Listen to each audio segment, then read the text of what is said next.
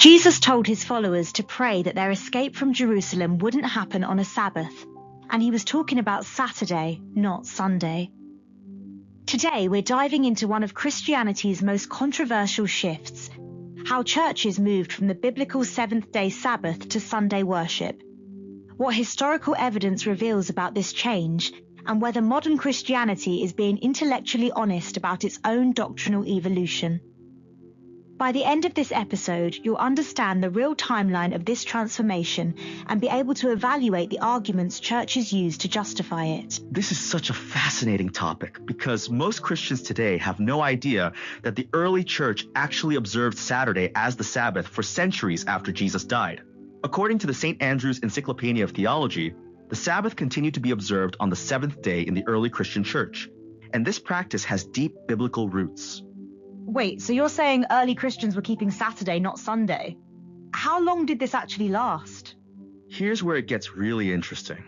John Lee, a 17th century English clergyman, documented that from the Apostles' time until the Council of Laodicea in 364 AD, the holy observation of the Jews' Sabbath continued.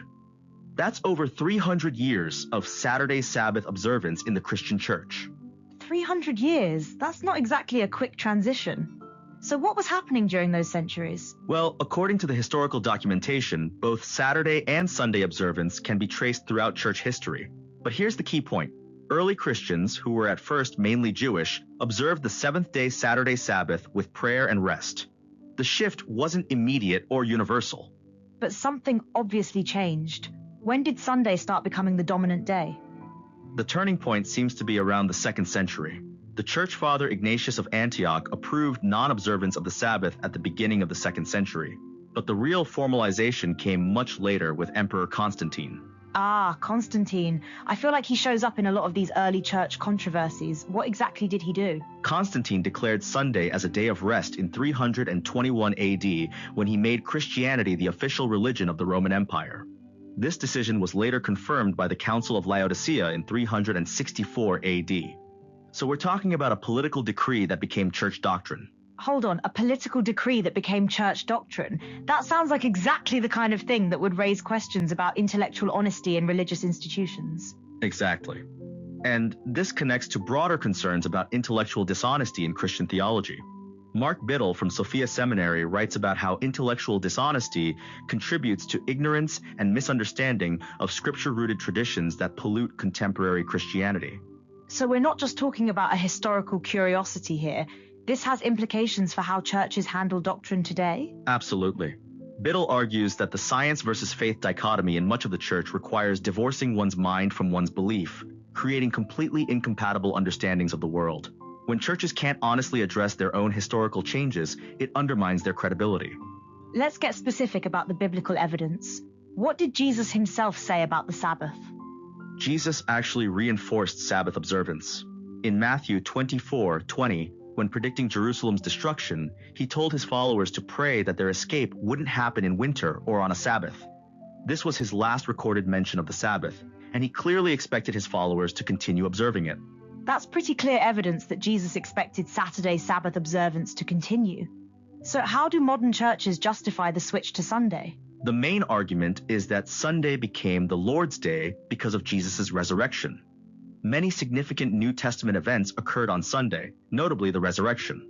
Churches argue this gave Sunday special significance for Christians.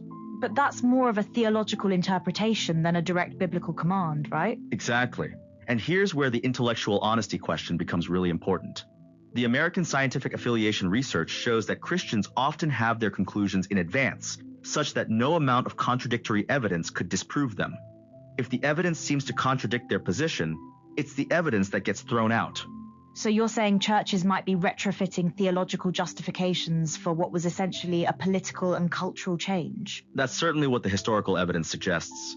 The Stellenbosch Theological Journal notes that Sunday observance itself contributed to its own demise because of its legalistic, formalistic nature that made it a deadening, boring experience. It became mostly about attending worship services rather than true spiritual practice. Interesting. So even the Sunday tradition that replaced the biblical Sabbath ended up becoming problematic. What about denominations that still observe Saturday? There have always been groups that maintain Saturday observance. Beginning in the 17th century, Restorationist Christians, mostly Seventh-day Sabbatarians, formed communities that practiced keeping the Sabbath on Saturdays. The Seventh-day Baptists in America started in 1664, and Seventh-day Adventists from 1845. So these groups basically said we're going back to the biblical pattern while mainstream Christianity had moved away from it? Exactly. And this creates an interesting dynamic. According to the research, for centuries, Christians have been debating whether the Sabbath is on Sunday or Saturday. But the historical evidence clearly shows that the biblical pattern was Saturday, and the change to Sunday was largely driven by external factors. Let's talk about the practical implications. How does this affect how we should view church authority and tradition? This is where it gets really challenging for church authority. If churches can change something as fundamental as the day of worship, which is literally in the Ten Commandments, based on political convenience and then create theological justifications after the fact, what does that say about their relationship to biblical authority? That's a pretty serious question. Are you suggesting that churches have been intellectually dishonest about this change? I think the evidence suggests that many churches haven't been fully transparent about the historical development.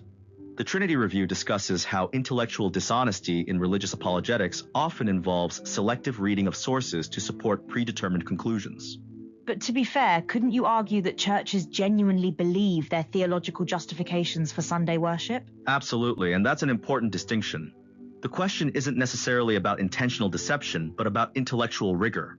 Are churches willing to honestly examine the historical evidence and acknowledge when tradition has overridden biblical practice? What about the argument that Jesus fulfilled the Sabbath, so Christians don't need to observe it the same way? That's a common theological argument, but it's interesting that it developed after the political change had already occurred.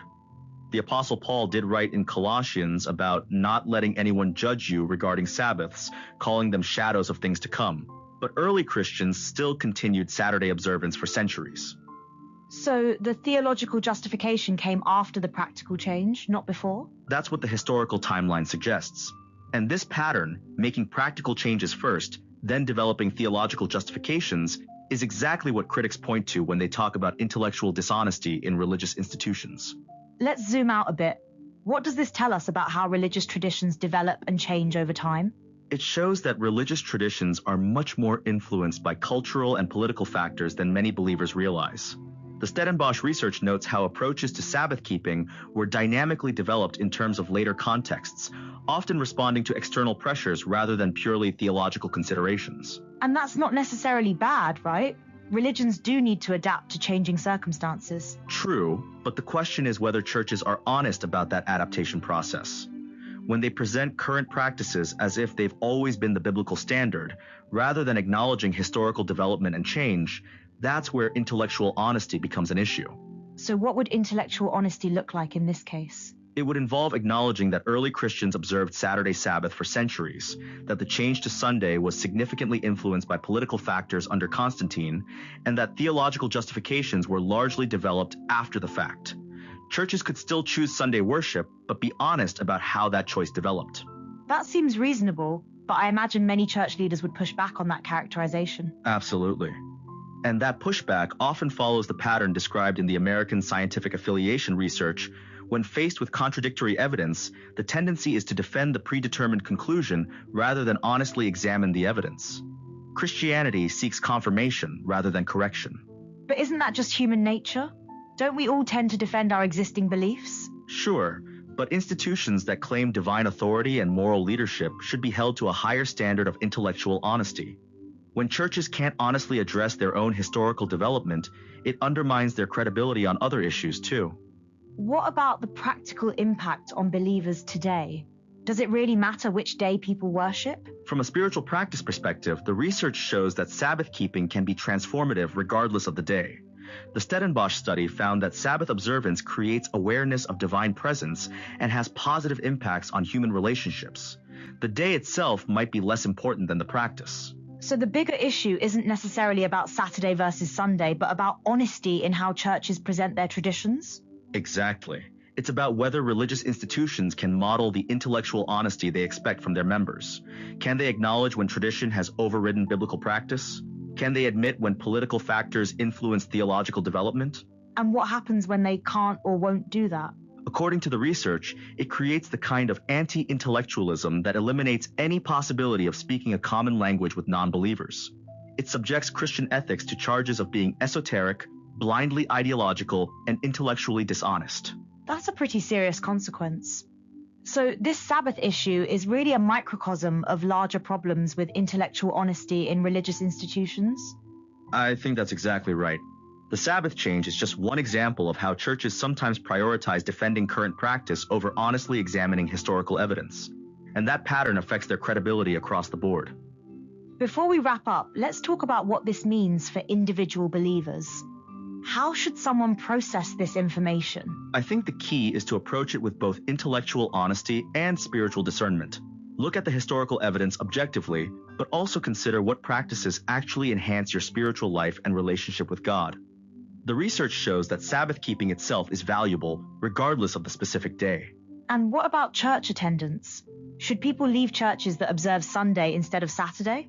That's a personal decision, but I think the more important question is whether your church can honestly discuss these historical issues. A church that's willing to acknowledge the complex history of Sabbath observance might be more trustworthy than one that insists Sunday worship has always been the biblical standard. That's a really practical way to think about it. Use this as a test case for how your church handles difficult historical questions. Exactly. And remember, the goal isn't to destroy faith, but to build it on a more honest foundation. As the research shows, vibrant faith doesn't deny reason and experience, it integrates them. So when we step back from all this, what's the main takeaway? We've covered a lot of ground here, from Constantine's political influence to modern questions about intellectual honesty. The main takeaway is that religious traditions are more historically contingent than many believers realize. The shift from Saturday to Sunday Sabbath wasn't driven by new biblical revelation, but by political and cultural factors. And churches that can't honestly acknowledge this history undermine their own credibility. And for people who care about both faith and intellectual integrity, this creates an opportunity to demand better from religious institutions. You don't have to choose between believing and thinking critically. Absolutely. In fact, the research suggests that intellectual honesty actually strengthens faith by building it on a more solid foundation. When churches can honestly address their own historical development, they become more trustworthy guides for spiritual growth. Here's what I find most striking about this whole discussion. We started with a simple question about why Christians worship on Sunday instead of Saturday, and it opened up this much larger conversation about truth, tradition, and institutional honesty. The next time someone tells you that Sunday worship is the biblical standard, you'll know to ask about those first 300 years of Christian history. Thanks for joining us on Copilot Podcasts.